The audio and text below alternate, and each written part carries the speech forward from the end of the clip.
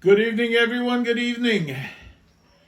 And welcome to another evening of Awaken Your Soul and Take Control, the journey through the Tanya. So, in the first chapter, we discussed the animalistic soul. And we discussed that there are two souls. And the animalistic soul is the egocentric energy of a person, his desires, his lusts, being his normal self.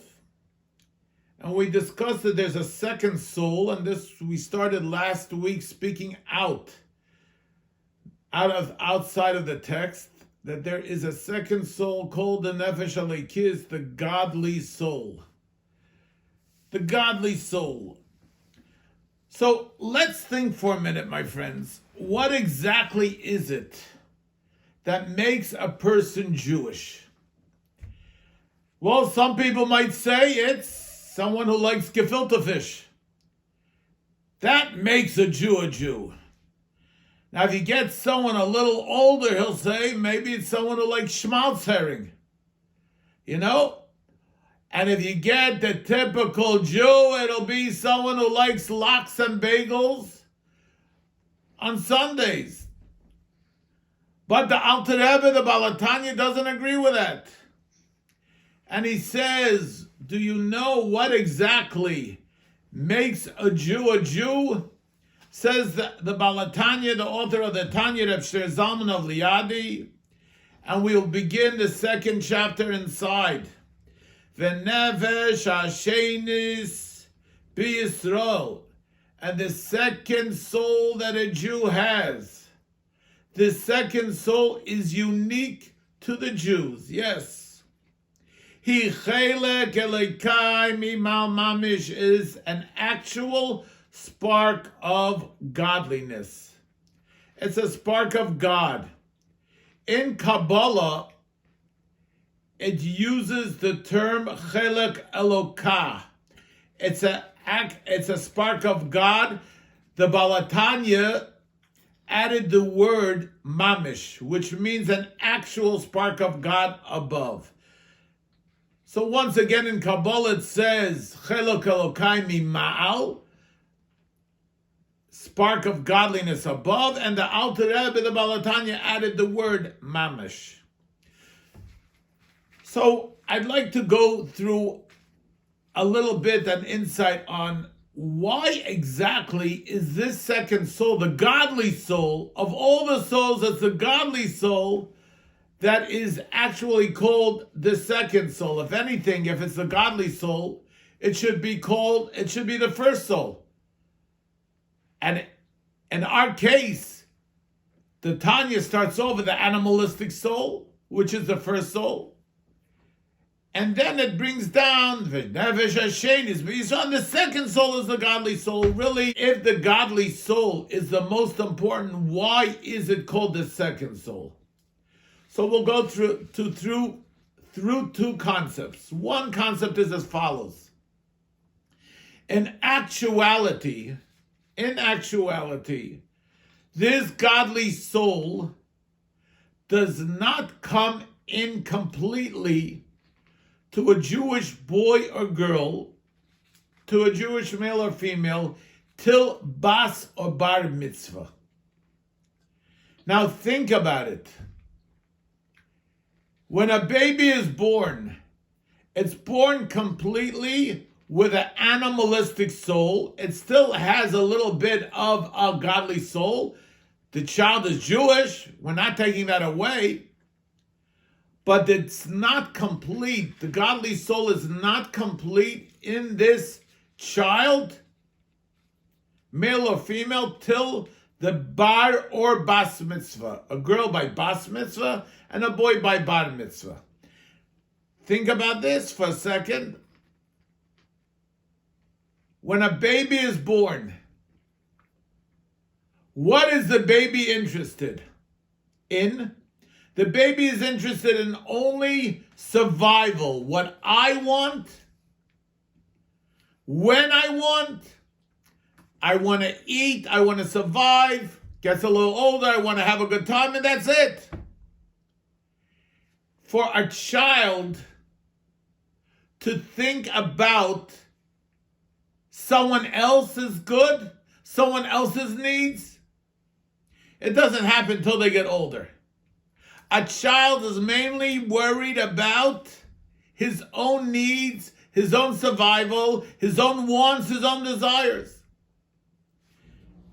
And that we see. Why is that? Because a child right away is born with an animalistic soul. That's the egocentric energy in a person. That's who the person is. We want things, we need things, and that is who we are.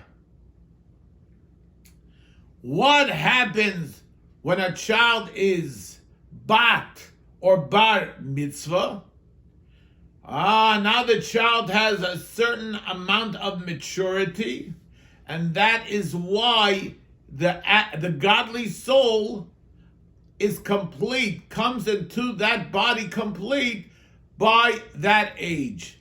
And that is why we say when a girl is bat mitzvah, or a boy is bar mitzvah, that is why they are responsible now on their own to do all the mitzvot. Why? Because now they have a complete godly soul. That's number one. Another reason why the godly soul is called second is as follows. Every person has in them two types of statuses. One status is the default status. One status is, the other status, the override status. What does that mean? It means as follows. Think about it, my friends.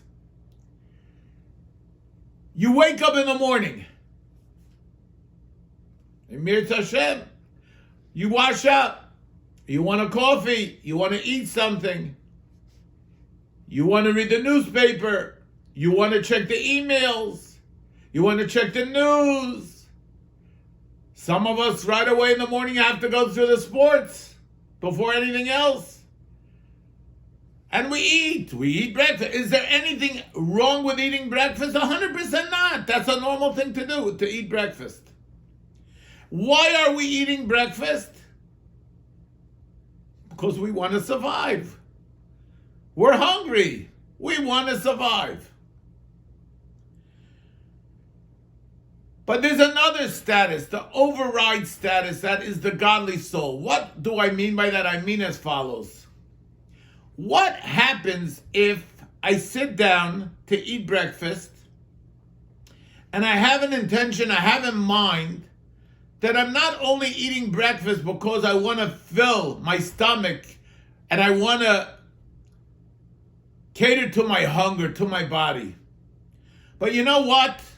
I'm on my way to daven to put on tefillin, and if I eat something before I go put on tefillin to davening, or if I have my morning coffee, I'll be able to serve God better. I'll be able to daven with more energy. I'll be able to do a better job for God. Just by one focus, one thought, all of a sudden, everything changes. That is my godly soul. My animalistic soul is, I'm eating breakfast because I gotta eat breakfast. I'm hungry. I'm not going to be able to eat for the next few hours. I got to make sure my stomach is full. That's my animalistic soul. There's nothing wrong with it. It's kosher food. There's nothing wrong. It's normal. My godly soul can kick in and override my animalistic soul and say, you know what? Wait a minute. You can have the intention not only to fill up your stomach because you're not going to eat for the next few days, but I'm drinking that coffee or having that granola bar, whatever it may be. Why? Because it'll give me better energy to daven this morning, better energy to, when I go to shul, to put on talis and tefillin, better energy to serve God, to be healthy in order to serve God. That's already my godly soul kicking in. So the default status is, my animalistic soul, I'm born with it, and that's it, I want to eat. My godly soul overrides my default status. And now it's my override status that says, wait a minute. Why are you really eating? Not only because you want to eat, you want what you desire, but you want to be a better Jew and serve God in a better state of mind. That is why, that's another reason why the godly soul is the second soul. Your default status is my egocentric energy. This is what I want. This is what I need to survive.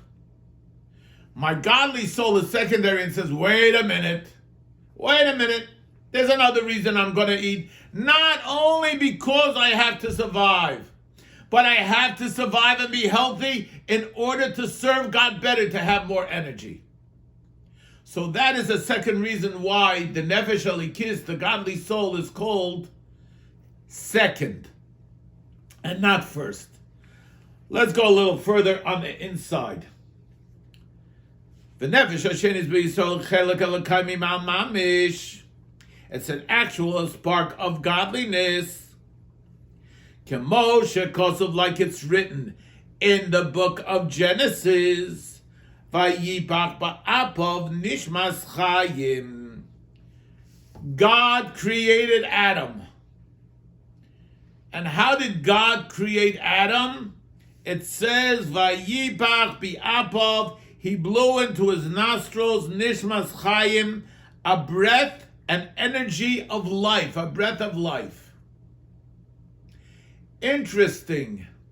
I'd like to stop on this point for a moment. He blew into his nostrils. It uses blowing, that man was created by blowing, God's breath.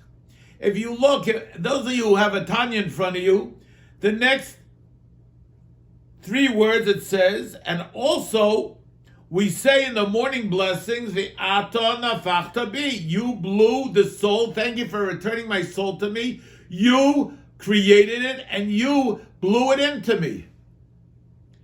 We use the word for the soul, we use the word for the creation of man as with the energy of blowing. Wait a minute.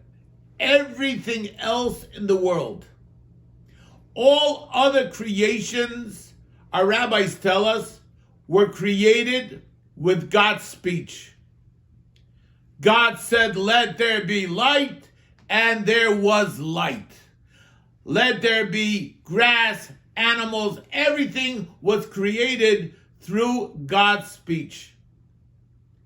Comes to the creation of man, Vayipach b'Ya'apov nishmas chayim. God blows into his nostrils a breath of life, an energy of life. What exactly is the difference between speech and blowing? Speaking and blowing. So when we speak, we can speak for hours without running out of breath, without taking a break, without taking a drink, because our breath comes out, we're exhaling, but minimally. If I'm going to have to sit here and start blowing up balloons, all of a sudden I am forcing my breath, my energy from deep inside to come out of me to blow up that balloon. So within seconds, I already have to stop and catch my breath again. Why? Because when I blow into something, it's coming from my depth. It's coming from inside of me. It's coming from the bottom of my depth, my internal self. And therefore, I run out of breath. I have to catch my breath. Speech, on the other hand, I can go on speaking. I don't get that tired speaking. But the bottom line is, what God is saying here is that God blew part of himself into us, which we'll speak about this soon. as we go on in the chapter, it'll become a little clearer. God blew some of himself into us. Let me go a drop further inside. Ukemoi shekosu b'Zohar, and like it says in the Zohar, which again, the Zohar is the foundation of Kabbalah, Jewish mysticism.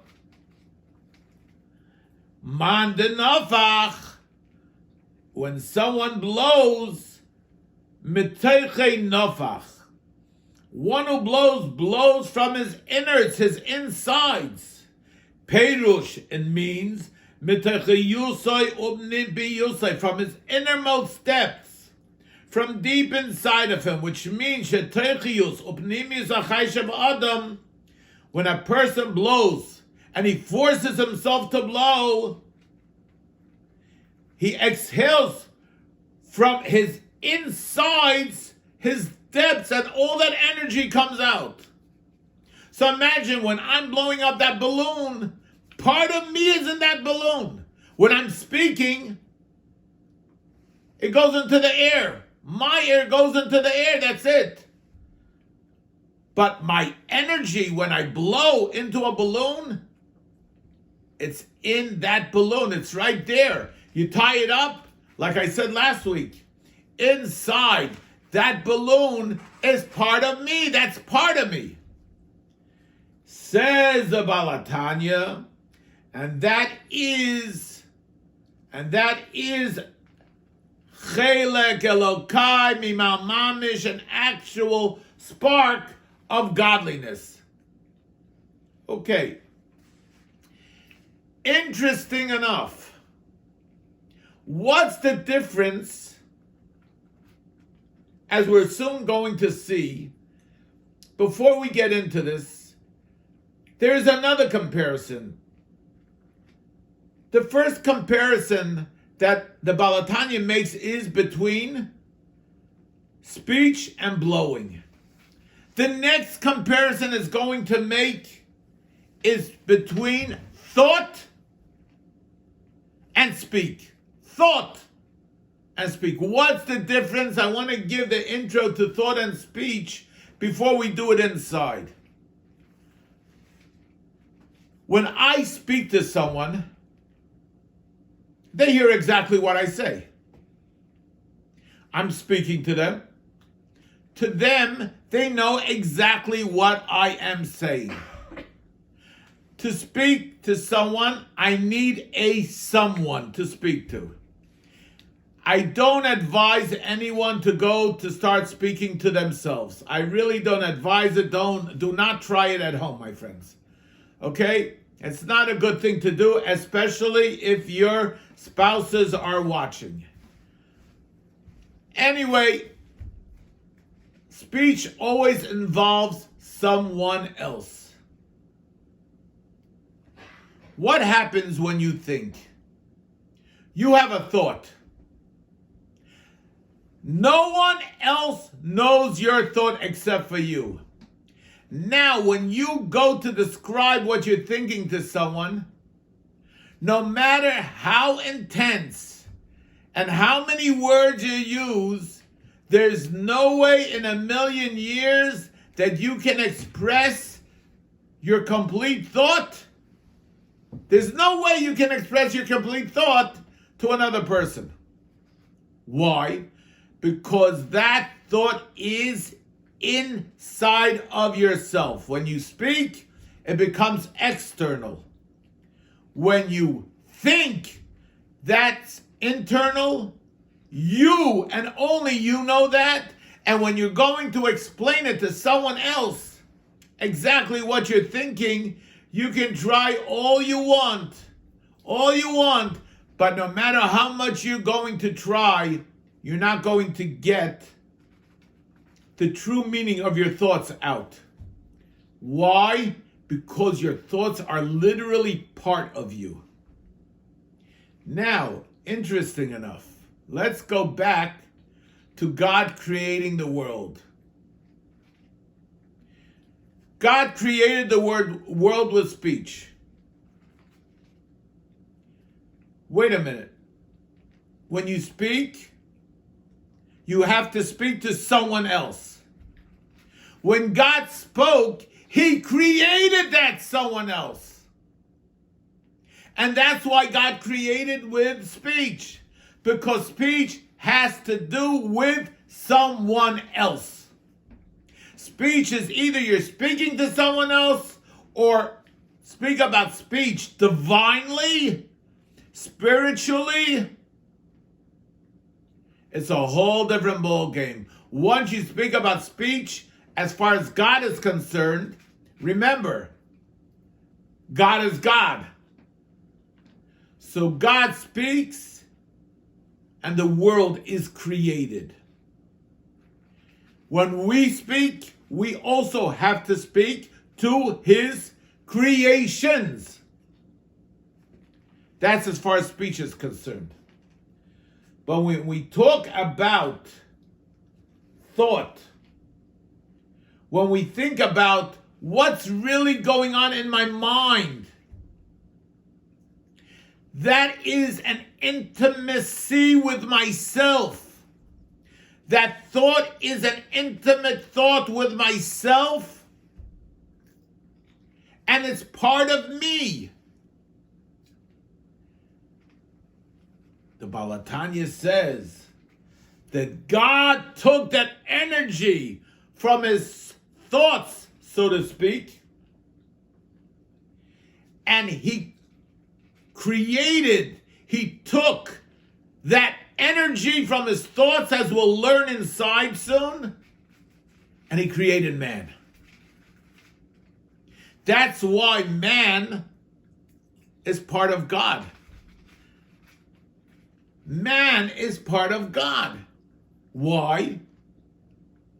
Because it's from God's innermost depths.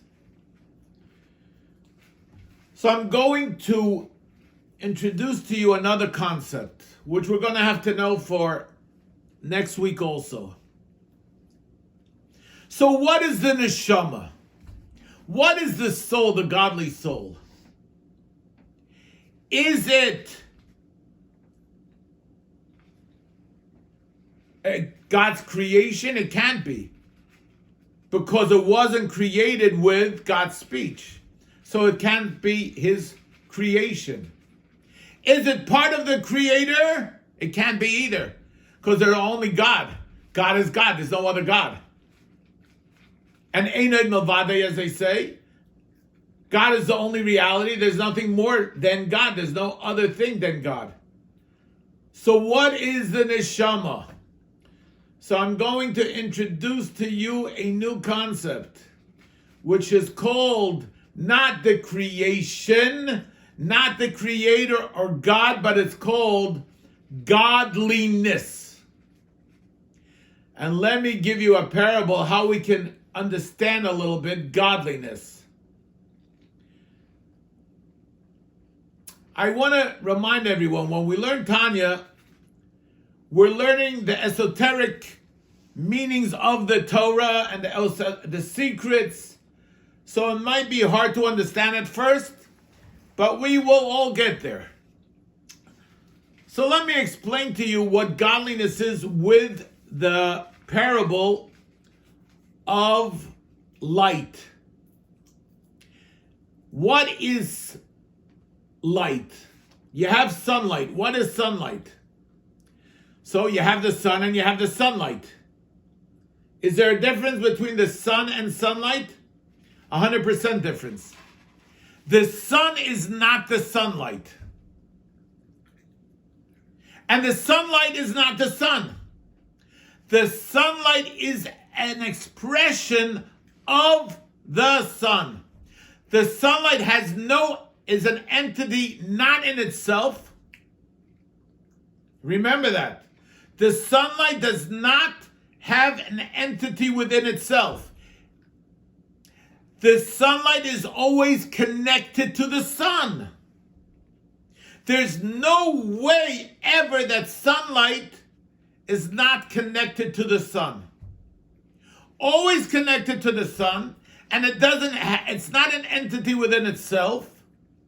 What is the sun? The sun is It represents the sunlight represents the energy of the sun, of its source. But it's not its source. It represents the source. It's not the source, but it's always connected to the source. What is the neshama? What is the soul? The soul is not God. The soul is godliness, which means the soul is not an entity within itself. It's always connected to God, but it represents God's energy. It's an expression of God's energy. Just like sunlight is always connected to the sun, never can be disconnected. It represents and it expresses. The sunlight is an expression of the sun, and it's not an entity in itself. Its whole goal, the whole thing of sunlight is to express its source, the sun. That, my friends, is a neshama. That, my friends, is the soul, the godly soul. What does that mean? The godly soul is godliness. It is an expression of God. It's not God, it's an expression of God. It's never disconnected from God. It's not an entity within itself. It doesn't have an ego.